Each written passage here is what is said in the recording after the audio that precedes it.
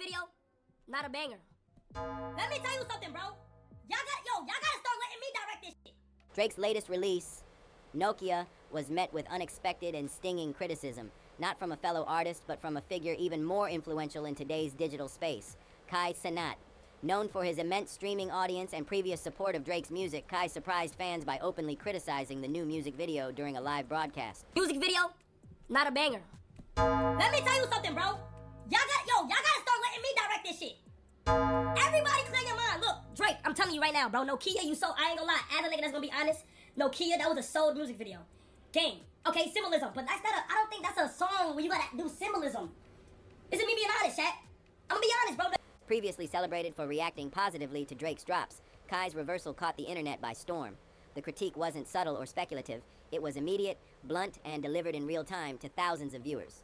According to Kai, the black and white visuals lacked coherence and felt disjointed from the track's overall energy. The Nokia video was initially positioned as a standout artistic release, something meaningful and potentially genre-defining. However, instead of resonating with viewers, the stylistic choices left even loyal Drake fans puzzled. With inconsistent pacing and visuals that seemed out of sync with the music, the video was perceived by many as a missed opportunity to create a defining cultural moment. Drake, I am doing a 30-day stream, non-stop, 24/7, for the past 27 days. I've been on my stream 24/7, no privacy, attempting to break the world record of subs. And I would love for you to be a part of the experience, bro. I don't know if you remember me. I was at 21, we were supposed to get back together and stuff. I lost the bet. Me and you were supposed to give back together, and we never got in contact, which is fine. But, if you're gonna be in LA soon, bro, stop by, bro. We got 3 days left. Kai's assessment reflected a growing sentiment among fans who expected more from such a highly anticipated visual. He remarked that the video felt more like an amateur production than a polished visual from a global superstar. In a particularly biting moment, Kai joked he could have produced a stronger concept from his home setup, reinforcing just how far the visuals missed the mark. In today's landscape, where influencers hold serious sway over public opinion, this critique landed harder than a diss track. It marked a rare instance of one of Drake's strongest digital allies expressing public disappointment, signaling a potential shift in how even his most loyal supporters view his current creative output. What began as a simple critique quickly turned into a full-blown takedown. Hang out with them. Get some of that sauce. That's not what keeps you. No, that's not what keeps you popping. Fuck these kids. That's not what keep you popping. And if that's the game he playing, I gotta play this game. All the older niggas streaming music and buying it, Joe? No. Dog, all All that shit y'all saying for me applies to the field. Cenat didn't just say the Nokia music video missed the mark. He offered his own alternative vision. He pitched a more vibrant, nostalgic concept. Arcades, roller rinks, neon lights, and a colorful atmosphere that would have matched the song's upbeat energy. His take resonated.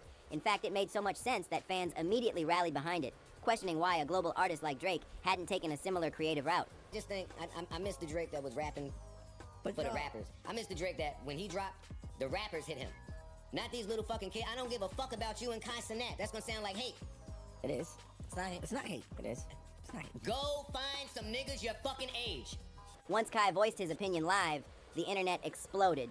Quote tweets poured in with blunt reactions. TikToks mimicked Kai's commentary. Comment sections filled with longtime Drake fans reluctantly admitting the visuals felt uninspired. The fallout wasn't just harsh, it was widespread, signaling a major disconnect between Drake's vision and audience expectations. Music video, not a banger. Let me tell you something, bro. Y'all gotta start letting me direct this shit. Everybody clear your mind. Look, Drake, I'm telling you right now, bro. Nokia, I ain't gonna lie. As a nigga that's gonna be honest, Nokia, that was a sold music video. Game. Okay, symbolism. But I don't think that's a song where you gotta do symbolism. This is me being honest, chat. I'm gonna be honest, bro. What made this shift even more shocking was the recent history between Drake and Kai. Just months ago, they were seen as collaborators. Drake had appeared on Kai's stream during the For All the Dogs rollout, generating viral moments and instant buzz. Kai was instrumental in driving engagement for tracks like SSS for You, which received massive early support thanks in part to his loyal following. The momentum helped shape the track's early chart performance, and it felt like Drake had locked in one of the most powerful cosigns in the influencer world. But cracks in the alliance began forming shortly after Kai critiqued Kendrick Lamar's Super Bowl performance, a move some interpreted as favoring Drake during their ongoing rivalry. Drake, I am doing a 30-day stream, non-stop, 24/7, for the past 27 days. I've been on my stream 24/7, no privacy, attempting to break the world record of subs. And I would love for you to be a part of the experience, bro. I don't know if you remember me. I was at 21, we were supposed to get back together and stuff. I lost the bet. Me and you were supposed to give back together, and we never got in contact, which is fine. But, if you're gonna be in LA soon, bro, stop by, bro. We got 3 days left. That changed once Kendrick dropped Not Like Us. The energy shifted fast. Kai publicly praised the record, recreated the intro, and echoed the viral intensity behind the track. Drake took notice. On his track, The Heart Part 6, Drake appeared to respond subtly. A line about favorite things in paperwork came across as a direct shot at Kai, referencing the switch-up. It was passive-aggressive but unmistakable. Drake felt the loss of support and chose to address it through music instead of direct dialogue. Rather than resolving the issue, this only escalated the situation. Drake had once held the advantage with influencers, but now even they were turning. The fallout from Kai's comments is more than a moment. It's a message. And the impact continues to ripple across the industry. The subtle tension between Drake and Kai Cenat didn't just simmer, it exploded. After Drake dropped a veiled jab aimed at Kai in The Heart Part 6, the dynamic shifted instantly. What had once been a mutually beneficial connection between artist and streamer turned into full-blown tension. The aftermath was immediate. Kai, who previously boosted Drake's tracks with viral energy, now openly mocked one of Drake's most anticipated videos. The laughter was unfiltered, the criticism was sharp, and the impact was undeniable. This wasn't just a difference of opinion, it marked a broader cultural turning point. For the first time, Drake wasn't just facing lyrical opposition, he was losing ground with the very demographic that fuels modern virality. Kai Cenat represents a new era of digital influence. He's the voice of the streaming generation, the community that decides what trends, what gets played, and what gets passed over. So when Kai laughed at the Nokia video and labeled it boring, offbeat, and weird, it wasn't just commentary, it was a death sentence for the rollout. Social media took that moment and ran with it. Memes flooded timelines. Edits compared Nokia's black and white visuals to low-budget student projects. TikTok creators echoed Kai's sentiments, while fans who once defended Drake were forced to admit the truth. This wasn't a win. Drake's recent output hasn't exactly been untouchable. Rollouts have stumbled. Albums haven't hit the mark. And with Nokia positioned as the track that would reignite his momentum, the stakes were high. Instead of redemption, the video became a turning point. The internet didn't just move past it, it tore it apart. The contrast with Kendrick Lamar's recent moves is stark. Kendrick's Not Like Us dominated the internet, tapped into regional pride, and set cultural moments ablaze. Drake, on the other hand, looked disconnected. His attempts to reclaim control of the narrative felt forced, like someone trying to read a map that's already outdated. What's even more significant is that this moment exposed Drake's weakening grip on influence. The artist who once dictated the sound of the internet is now reacting to it. For years, Drake stayed ahead by shaping trends. Now he's chasing them and losing. This wasn't a diss track, it was cultural rejection, and it landed harder than bars ever could. As the backlash over Nokia continues to spiral, one thing has become increasingly noticeable: Drake's silence. For an artist who once prided himself on controlling the narrative with clever bars and calculated responses, this time he's saying nothing. And in an era where silence can be louder than any tweet, post, or lyric, people are starting to question what it really means. For years, Drake built his brand on being in the conversation.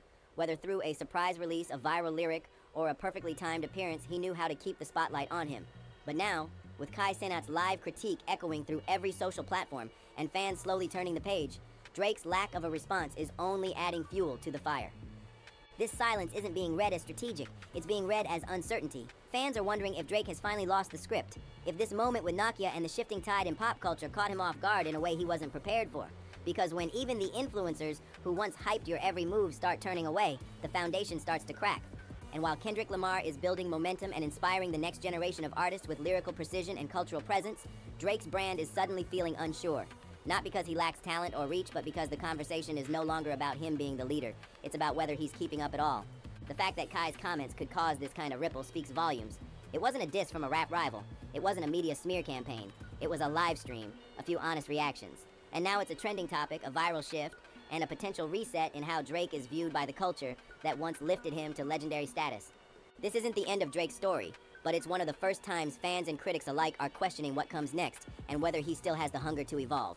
All eyes are on what he does now. This moment signals a major turning point, not just in Drake's career, but in the cultural hierarchy of influence. For years, Drake led the conversation, steering trends, shaping sound, and dominating headlines.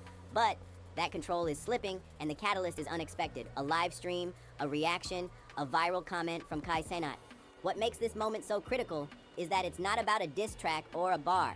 It's about influence. Drake once thrived off knowing the wave before it hit. He was the one rappers chased, the trend they followed. But right now, Kai's holding the mic, and every second he continues to critique, react, and clown Drake's moves live in front of millions, the gap grows wider. Drake faces a dilemma. Any direct clapback risks making him look bitter, disconnected, or out of touch with the youth that once idolized him. But ignoring it lets the narrative snowball unchecked. This isn't about losing a battle, it's about losing the room. Kai is now the voice many listen to. He's defining what's hot, what's dated, and what deserves attention. The generation that grew up with Drake is now watching a new wave rise. Streamers, content creators, and digital tastemakers who move culture in real time. And in that landscape, even someone like Drake isn't immune to falling behind. This moment is more than just one bad music video, it's a warning. Drake isn't out, but he's no longer ahead. And if he wants to recapture that edge, it can't be through recycled formulas or surface-level aesthetics. It has to come from a place of authenticity, vulnerability, and fire. The game has changed, and only those who evolve with it will stay at the top. Thanks for watching. If you made it this far, hit that like button, smash subscribe, and drop your thoughts below. Was Kai out of line? Or was he just saying what everyone was thinking? And where does Drake go from here? The culture's shifting fast. Stay tuned, we'll be breaking down every move.